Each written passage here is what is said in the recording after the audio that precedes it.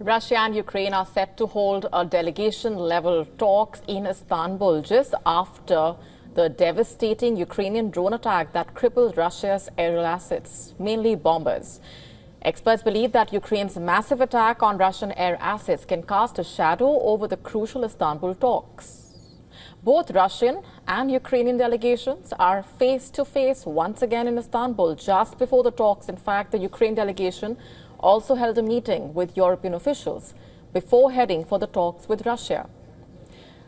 The Ukrainian president said his country is willing to take the necessary steps for peace and added that if Russia undermines the talks, then sanctions should follow. Listen in.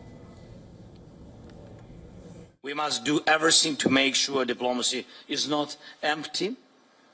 Our delegation is now in Istanbul and we are ready to take the necessary steps for peace.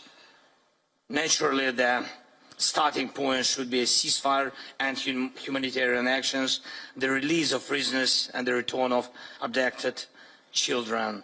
And all key issues can be resolved at the level of leaders. The Russian delegation is led by Putin's advisor, Vladimir Zelenskyy. President Volodymyr Zelensky has appointed his defense minister, Rustem Umerov, to lead the peace talks with Russia.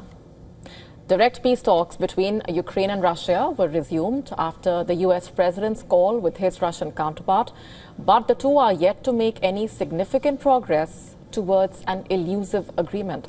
The two key figures who will be spearheading the high-stakes peace talks are Rustem Umerov and Vladimir Zelensky. Umerov has appointed, was appointed the Ukrainian Minister of Defense on September 6, 2023. He and his family relocated to Crimea, Ukraine, their native soil, when he was 9 years old. From 2004 to 2019, he held various managerial positions in technology and investment companies operating within high technology and infrastructure sectors. Whereas Putin's advisor, Vladimir Zelensky, graduated from the Moscow State Institute of International Relations with a degree in international journalism. He was senior lecturer as well as professor and served as former culture minister and deputy of the State Duma. Meanwhile, a senior CBS news correspondent has said that the White House was not aware of Ukraine's plan to conduct a large-scale drone attack on the Russian military aircraft. Earlier, there were reports quoting Ukrainian officials that Kiev notified the Trump administration of the attack in advance. On the other hand, the Russian foreign minister and his US counterpart spoke over the phone and discussed the new round of peace talks with Ukraine. According to Russian media, the two diplomats exchanged their points of view on several initiatives aimed at a political solution to the Ukraine crisis. And earlier, we spoke to Ömer Özkizilcik from Ankara. He is a non-residential fellow at the Atlantic Council and strategic and defense analyst.